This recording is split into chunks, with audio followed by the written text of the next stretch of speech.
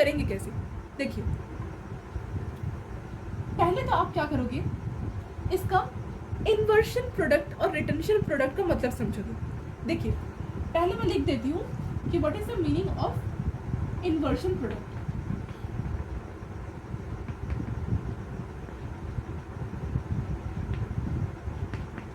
देखिए, inversion product का मतलब ये होता है कि जहां से न्यूक्लियोफाइल का अटैक होगा वो back side of the substrate होना चाहिए। ठीक है, मतलब इन्वर्शन प्रोडक्ट आने के लिए द न्यूक्लियोफाइल मस्ट अटैक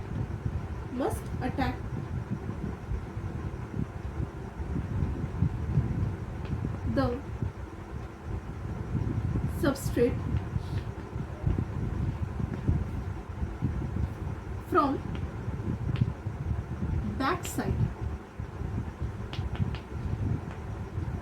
ठीक है, इन्वर्शन प्रोडक्ट का मतलब ये होता है कि the nucleophile must attack the substrate from back side, तभी आपका इन्वर्शन प्रोडक्ट बनेगा। और रिटेंशन प्रोडक्ट क्या होता है?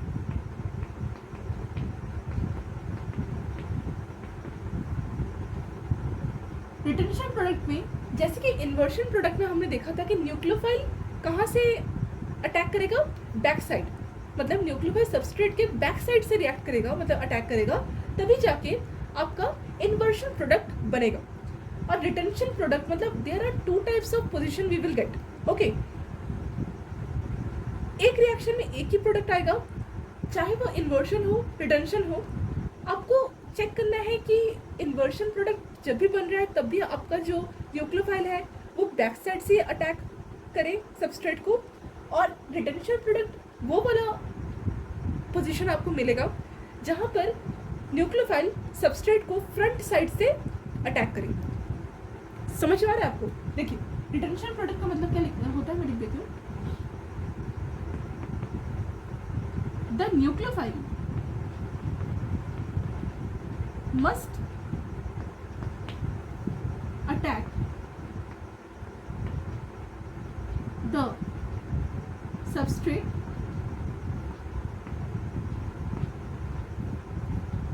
from front side।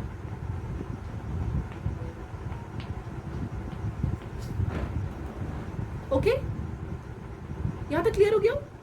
मतलब इसका एक प्रोडक्ट जो बनेगा वो मैं आपको अभी स्टेप पे मैकेनिज्म में समझा रही हूँ, मैं कंडीशन समझा रही हूँ, सिर्फ वही समझिए। देखिए, इसके स्टेप बहुत सारे, मतलब 2 स्टेप पे कंप्लीट होगा, पर अभी आप समझिए कि ये रिटेंशन और इन्वर्शन वाला एक्चुअल में जो आपका पॉइंट है वो क्या है।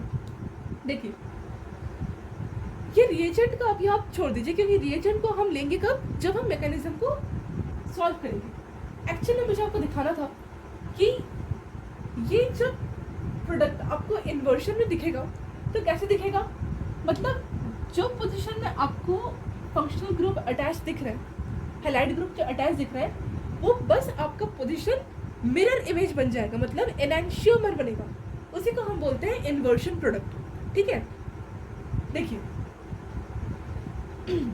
ये आपका एक मैंने प्लेन बनाया है, और ये प्लेन आपका क्या है, मिरर।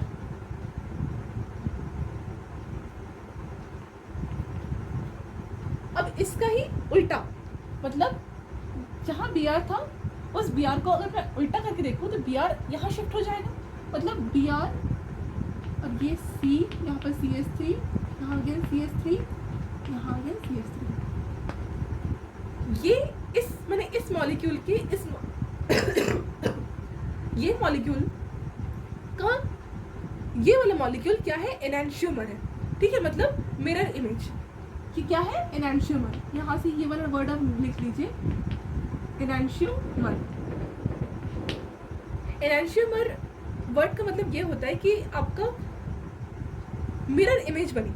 ठीक है, मतलब इस वाले मॉलिक्यूल को आप मिरर से देखोगे और आपको मिरर में कैसा फोटो दिखेगा, ये वाला स्ट्रक्चर। ठीक है, सो ये वाले मॉलिक्यूल का मिरर इमेज ये है, मतलब एनांशियोमर है। ठीक है, अब यहाँ तक आपको क्लियर हो गया। और ये वाले स्ट्रक्चर का मिरर इमेज ये है, एनांशियोमर।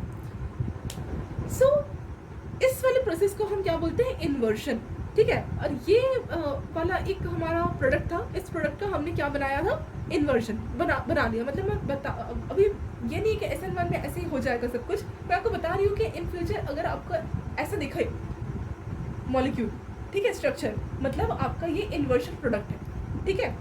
यहाँ तक क्लियर है। देखिए, तो ये वाला जो प्रोडक्ट है ना, ये प्रोडक्ट आपका बताया जाता है रिटेंशन प्रोडक्ट को डोमिनेट कर देते हैं। अब यहाँ तक क्लियर है। अब पहले हमने क्या देखा, इन्वर्शन प्रोडक्ट। अब हमको क्या देखना है, रिटेंशन प्रोडक्ट। ओके, सो रिटेंशन प्रोडक्ट मैं आपको दिखा देती हूँ। देखिए, रिटेंशन प्रोडक्ट क्या होता है, जहाँ पर आपका सबस्ट्रेट का जो फंक्शनल ग्रुप लगा हुआ है, ये हाईलाइट पॉइंट, ये आपका मिरर इमेज नहीं बनके एक दूसरा हाईलाइट लग जाएगा, ठीक है, दूसरा हाईलाइट लग जाएगा। मतलब हाईलाइट ही नहीं लगेगा। इन फ्यूचर हम देखेंगे अगर अच्छा वाला फंक्शनल ग्रुप आ गया, और वो जो मैंने मिरर इमेज आपको बताई थी ना, वो मिरर इमेज में भी एक्सचेंज करके ही आपको लगाना है, ठीक है। That is called enantiomer. अब देखो, इसका मुझे क्या बनाना था, आपको रिटेंशन। रिटेंशन में क्या होता है, इधर उधर नहीं होता, इन्वर्शन नहीं होता, चुपचाप से इधर, मतलब आपको जो फंक्शनल ग्रुप है ना, उसको ही चेंज करना है, एक्सचेंज करना है। जैसे सी की जगह में CH3 CH3 CH3, for example Br की जगह हमने लगा दिया OH, ठीक है। और ये आपका जो पर्टिकुलर स्ट्रक्चर बना, ये मिरर इमेज ना बन के रिटेंशन इमेज बना, मतलब रिटेंशन प्रोसेस हुई इसमें, ठीक है। रिटेंशन में क्या होता है, फ्रंट साइड अटैक होता है, हम पढ़ेंगे कैसे क्या होता है। और ये रिटेंशन आपका क्या है, ये रिटेंशन आपका क्या है, मिरर इमेज नहीं है, ठीक है। क्लियर हो गया यहाँ तक।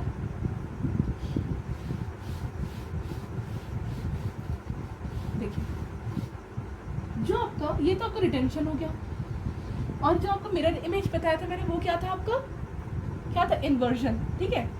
ये आपका एनैंशियोमर नहीं है, वो आपका एनैंशियोमर था। कौन, इन्वर्जन प्रोडक्ट। इन्वर्जन कैसे दिखेगा, वो तो मैंने आपको सिंपली ऐसे मिरर करके बताया था, पर एक्चुअल में सबस्ट्रेट में जो आपका पर्टिकुलर हाईलाइट रहता है, जो आपका लिविंग ग्रुप रहता है, वो लिविंग ग्रुप आपका क्या हो जाता है, एक्सचेंज हो जाता है, और वो वाला न्यूक्लियोफाइल आता है जो अच्छा होता है as compare to the good living group. अब देखिए, ये आपका इन्वर्जन था, बस आपको क्या करना है, यहाँ Br था, अब उल्टा, ये आपका मिरर प्लेन है, यहाँ पर आपको OH लगा देना है, और ये आपका क्या बन गया, इन्वर्शन प्रोडक्ट। उल्टा बनाओ, चेंज भी हुआ, ठीक है। इसमें उल्टा नहीं हुआ बल्कि चेंज हुआ, that is called retention and it is called inversion. आपको समझ में आया। इन्वर्शन किसकी वजह से आता है, जहाँ पर आपका न्यूक्लियोफाइल बैक साइड अटैक करे सबस्ट्रेट को, और रिटेंशन वहाँ आता है, उस वाले प्रोसेस में आता है जहाँ पर आपका न्यूक्लियोफाइल फ्रंट साइड अटैक करे सबस्ट्रेट को, ठीक है। क्लियर हो गया, मिटा दूँ, नेक्स्ट पॉइंट लिखें, चलिए मिटा देते हैं।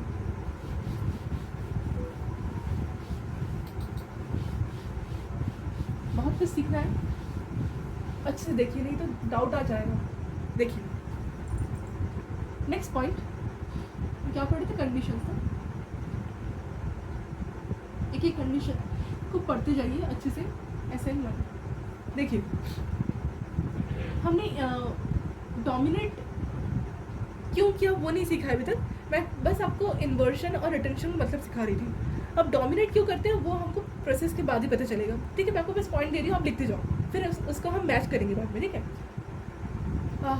थर्ड पॉइंट लिखिए, फॉर्मेशन ऑफ, ये SN1 के कंडीशन है ना, फॉर्मेशन ऑफ कार्बोकैटायन। ये एक एक स्टेप बाय स्टेप होता है, ठीक है। मैं आपको बस कंडीशंस लिखवा रही हूँ, बस आप लिखते जाओ। फॉर्मेशन ऑफ कार्बोकैटायन,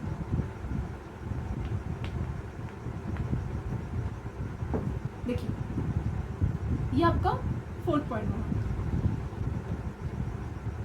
ठीक है। और कुछ छूट रहा है,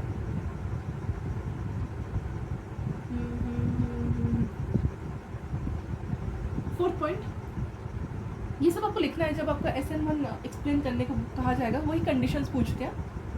next, the SN1 reaction completes in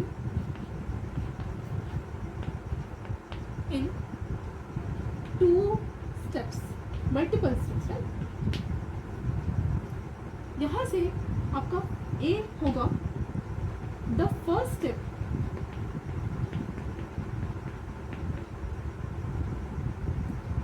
will be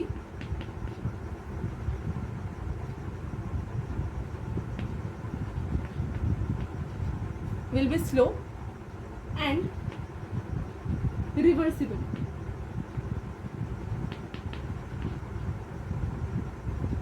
Where the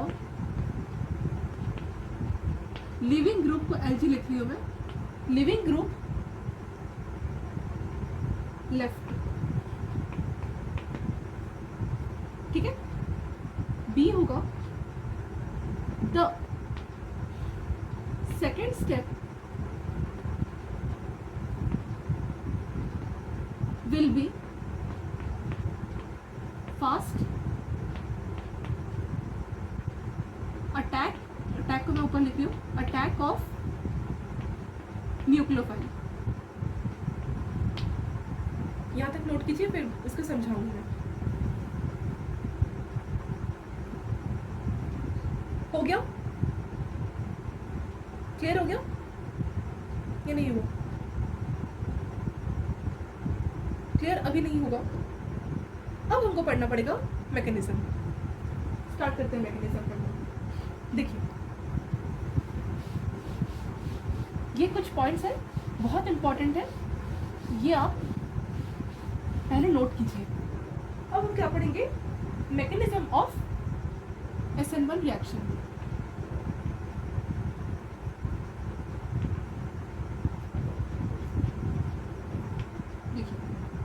mechanism of SN1 reaction. आप ये वाला जो फर्स्ट मैंने हेडलाइन लिखवाया है, ये आप कॉपी में लिख लो। देखिए, फर्स्ट स्टेप जो होता है SN1 रिएक्शन में, जो फर्स्ट स्टेप होता है, वो फर्स्ट स्टेप में आपका क्या होता है? स्लो प्रोसेस होता है, ठीक है। मैंने आपको अभी बताया कि SN1 में कितने स्टेप्स में कंप्लीट किया जाता है? SN1 2 स्टेप में, ठीक है। वहाँ से जो फर्स्ट स्टेप रहता है ना, वो फर्स्ट स्टेप स्लो रहता है, साथ ही साथ रिवर्सिबल रहता है। और SN1 का जो सेकंड स्टेप रहता है वो फास्ट रहता है, क्योंकि उसमें अटैक ऑफ न्यूक्लियोफाइल होता है, ठीक है। अब देखिए, यहाँ पर मैं एक एग्जांपल के साथ आपको मैकेनिज्म सॉल्व करवाऊँ। एग्जांपल देखिए, CH3 जब तक आप एग्जाम्पल सॉल्व नहीं करोगे न्यूमेरिकली, तब तक आपका ऑर्गेनिक केमिस्ट्री समझ नहीं आने वाला। सो आपको एवरीथिंग एग्जाम्पल के साथ पढ़ना ज़रूरी है। CH3 3 मिथाइल ग्रुप लगे हैं ये वाले कार्बन पे, साथ ही साथ एक ब्रोमाइड मैंने लगा दिया, और ये साथ साथ एक एल्काइल हैलाइड बन गया। क्या है ये? अभी मैंने बताया था, टर्शियरी ब्यूटाइल ब्रोमाइड, राइट। अब देखिए, इससे मुझे क्या करना है? मुझे रीएजेंट को देखना है। रीएजेंट मैंने क्या लिया है? H2O, और ये H2O क्या है? पोलर प्रोटिक सॉल्वेंट, ठीक है।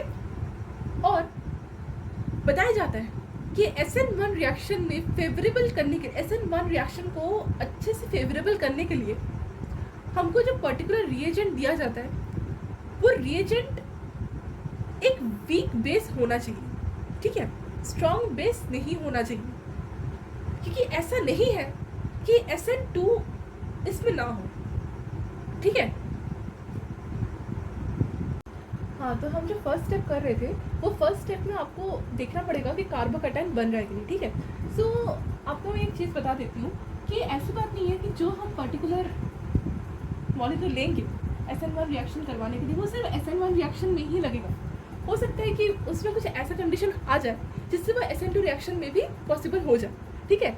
तो SN1 SN2 ये टाइप्स रिएक्शंस के टाइप्स है बस, ठीक है, मतलब ऐसा नहीं है कि जो मॉलिक्यूल मैंने लिया है ये मॉलिक्यूल आपको पर्टिकुलर SN1 के लिए ही होगा इसलिए आप SN1 करो, ऐसी बात नहीं है।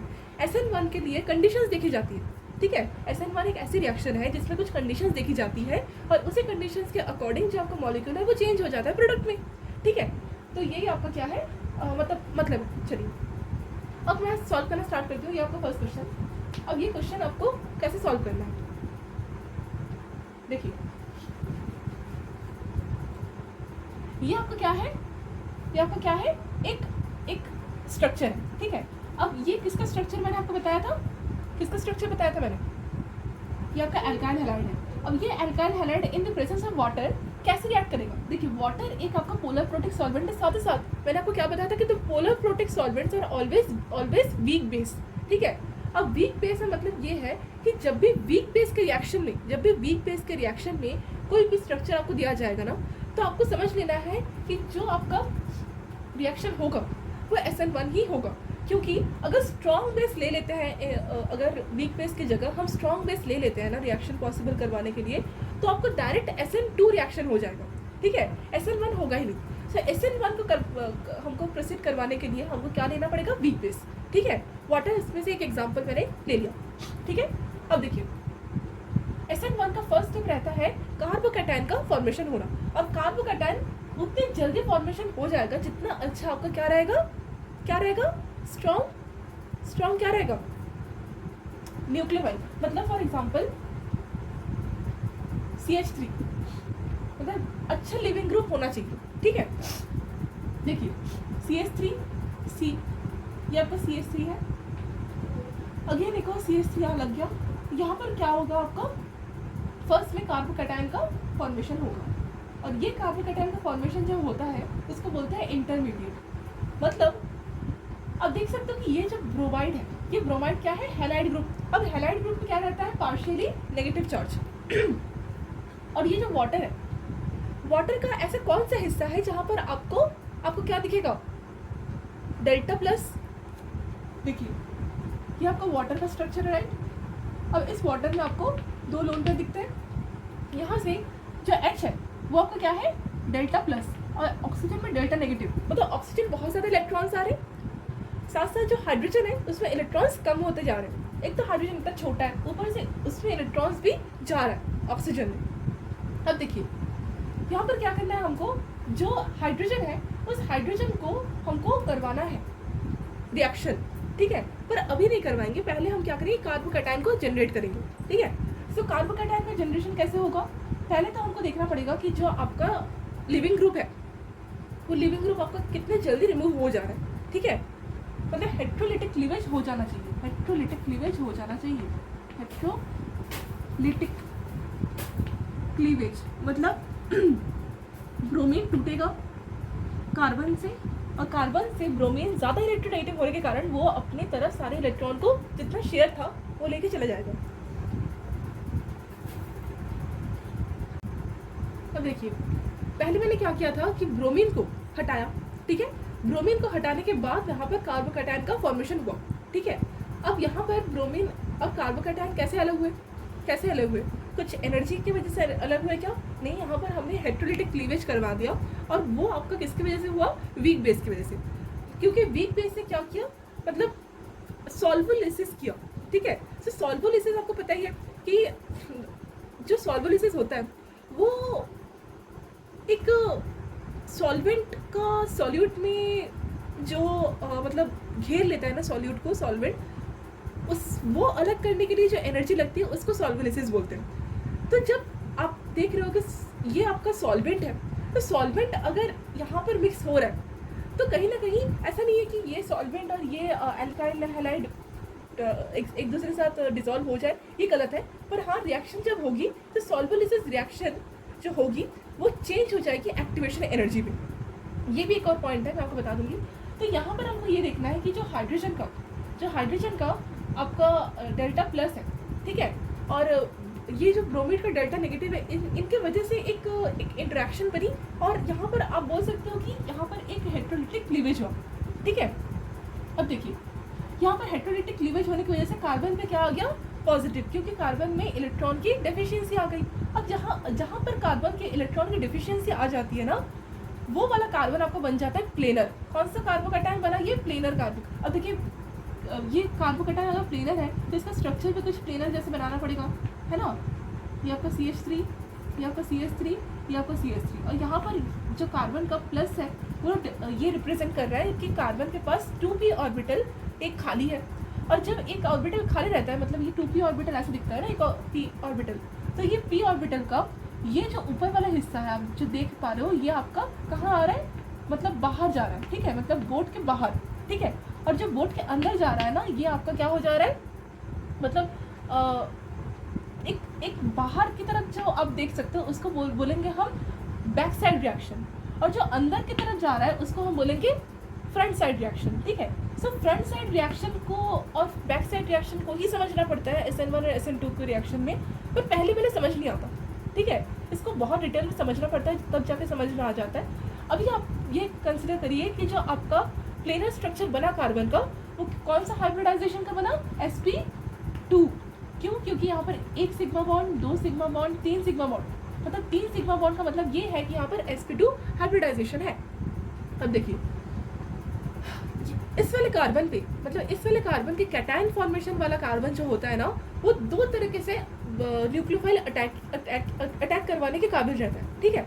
मतलब मैंने आपको बताया ना कि यहाँ पर एक p ऑर्बिटल है और ये p orbital perpendicular to the plane है, मतलब ये आपका प्लेनर स्ट्रक्चर बना कार्बोकैटायन वाला। अब ये कार्बोकैटायन sp2 है, प्लेनर है। अब यहाँ पर क्या होगा कि ऐसा रास्ता बन गया जहाँ से न्यूक्लियोफाइल सामने से भी अटैक कर सकते हैं और न्यूक्लियोफाइल पीछे से भी अटैक कर सकते हैं, ठीक है। दोनों के लिए इसमें खाली जगह है, दोनों के लिए ये चांस देगा, ठीक है। इसी को बोलते हैं जनरेशन ऑफ कार्बोकैटायन।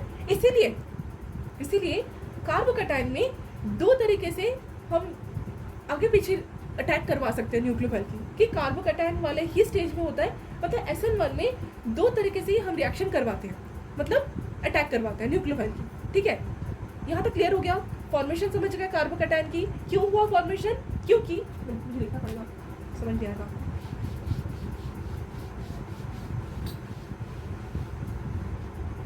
कार्बोकैटायन का फॉर्मेशन क्यों हुआ? क्योंकि as we have taken a weak base, it motivates the substrate to form carbocation. समझ गए? इसकी वजह से हेटेरोलिटिक क्लीवेज हुई और आपको कार्बोकैटायन बन गया। यहाँ तक क्लियर? चलिए एक और पॉइंट लिखिए।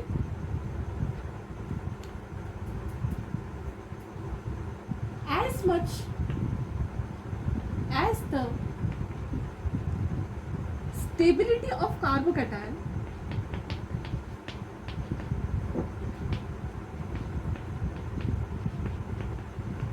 increases,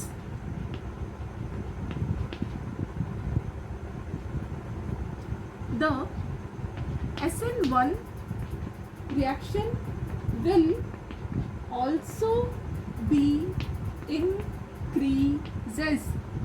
क्या समझिए यहाँ से?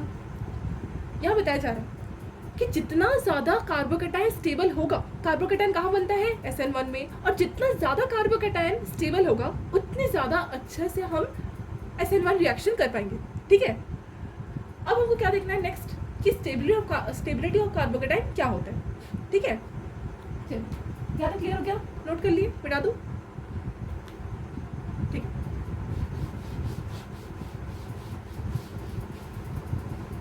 देखिए नेक्स्ट पॉइंट डालिए। व्हाट इज स्टेबिलिटी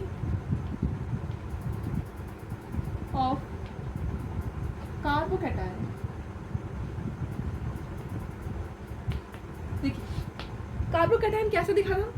ये वाला जो कार्बोकैटायन मैंने आपको अभी शो किया, ये वाला, ये सही नहीं है, ये हाइड्रोजन उधर जाएगा, ठीक है, ऐसे ही दिखेगा। ये जो कार्बोकैटायन मैंने आपको दिखाया था, ये कार्बोकैटायन आपको कौन सा वाला कार्बोकैटायन था? 3 डिग्री। क्यों? यहाँ पर जिस कार्बन में कैटायन है, जिस कार्बन में इलेक्ट्रॉन की कमी है, वो वाला कार्बन में 3 कार्बन जुड़े हुए हैं, ठीक है। इसीलिए ये कार्बोकैटायन 3 डिग्री कार्बोकैटायन है। एक और कार्बोकैटायन दिखाती हूँ मैं आपको, CH3, एक और CH3 यहाँ,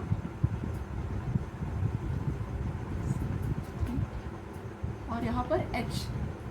एक और कार्बोकैटायन दिखाती हूँ, CH3, यहाँ H, यहाँ एक और H। देखिए ये जैसे 3 डिग्री था, ये कौन सा डिग्री दिख रहा है आपको? जो कार्बोकैटायन में हमने बॉन्डिंग देखी जितनी कार्बन की, वो कितनी कार्बन की बॉन्डिंग है? 1, 2 डिग्री। यहाँ पर जिसमें प्लस चार्ज है, जिस कार्बन प्लस चार्ज है, जो कार्बन कैटायन है, वो पर्टिकुलर कैटायन वाला कार्बन कितने कार्बन से जुड़ा है? 1, ठीक है। तो ये 1 डिग्री हो गया। अब देखिए यहीं से हम कार्बोकैटायन की स्टेबिलिटी देखते हैं कि वो कितना डिग्री में जुड़ा हुआ है, ठीक है। बताया जाता है कि जितना कार्बोकैटायन स्टेबल होगा उतना अच्छा SN1 रिएक्शन होगा। अब देखिए हम कैसे देखेंगे कार्बोकैटायन स्टेबल है कि नहीं? पहले तो आप ये देखो कि जो कार्बोकैटायन बना वो क्यों बना? क्योंकि कार्बन में, पहले बताओ पहले, ठीक है बता दूँ। यहाँ पर जो कार्बोकैटायन है वो क्यों बना? क्योंकि कार्बन में इलेक्ट्रॉन की कमी थी, इसीलिए प्लस चार्ज आ गया। अब कार्बन में अगर इलेक्ट्रॉन की कमी है तो कार्बन को जितना ज़्यादा इलेक्ट्रॉन मिलेगा कार्बन के लिए उतना अच्छा है, स्टेबल है, राइट। सो यहाँ पर क्या हुआ, हमको ये देखना पड़ा कि कार्बन जो है वो पर्टिकुलर किसके साथ जुड़ा है, ठीक है। तो यहाँ पर आप देख सकते हो कि जो 3 डिग्री कार्बोकैटायन है उसमें 3 क्या लगे हुए हैं? Methyl groups, right, methyl groups लगे हुए हैं। और अगर आपने पढ़ा है कि ये जो डोनेटिंग ग्रुप और विड्रॉइंग ग्रुप क्या होता है, तो आपको समझ में आ जाएगा कि जो पर्टिकुलर हम स्पीशीज़ की स्टेबिलिटी की बात करते हैं ना, उसमें हमको ये देखना पड़ता है कि जो ग्रुप उसमें अटैच्ड है वो इलेक्ट्रॉन दे रहे हैं या इलेक्ट्रॉन ले रहे हैं। अगर हमने जो पर्टिकुलर कार्बोकैटायन में ग्रुप्स का अटैचमेंट देखा, वो अगर इलेक्ट्रॉन लेने वाले होते हैं तो कार्बोकैटायन स्टेबल नहीं होता। यहाँ पर हमने क्या देखा कि जो कार्बन में 3 ग्रुप्स अटैच है, मिथाइल 3 मिथाइल ग्रुप अटैच है, तो कार्बन में स्टेबिलिटी बढ़ गई। क्यों? क्योंकि जो मिथाइल ग्रुप्स रहते हैं ना, एल्काइल ग्रुप्स जो रहते हैं ना, वो क्या रहते हैं? Electron donating species, electron donating groups, okay. That's why यहाँ पर क्या होगा, कार्बोकैटायन उतना स्टेबल होगा जितना ज़्यादा उसमें एल्काइल स्पीशीज अटैच रहेगा, मतलब जितना कार्बन स्पीशीज इसमें अटैच रहेगा उतना ही उसमें स्टेबिलिटी रहेगी। इसीलिए सबसे ज़्यादा कौन सा कार्बोकैटायन स्टेबल है? 3 डिग्री वाला। तो आपको इसे इंक्रीजिंग ऑर्डर लगाना पड़ेगा। फिर उसके बाद सबसे अच्छा स्टेबिलिटी रहती है 2 डिग्री वाली, उसके बाद 1 डिग्री, उसके बाद 0 डिग्री भी होता है जहाँ पर कार्बन में कोई भी एल्काइल ग्रुप प्रेजेंट नहीं होता, ठीक है। इसको बोलते हैं 0 डिग्री। 4 डिग्री भी होता है, पर ज़्यादा से ज़्यादा हमको ये क्या देखना पड़ा, फंक्शनल ग्रुप को हटा के देखना पड़ा ना, ऐसे लिविंग ग्रुप। इसीलिए यहाँ पर 3 डिग्री ही मैक्सिमम हमको मिलता है, नॉट 4 डिग्री वाला कार्बन। क्लियर हो गया? यहाँ तक समझ आ गया? तो जितना ज़्यादा स्टेबल होगा कार्बोकैटायन उतना अच्छा SN1 रिएक्शन होगा। यहाँ तक क्लियर हो गया?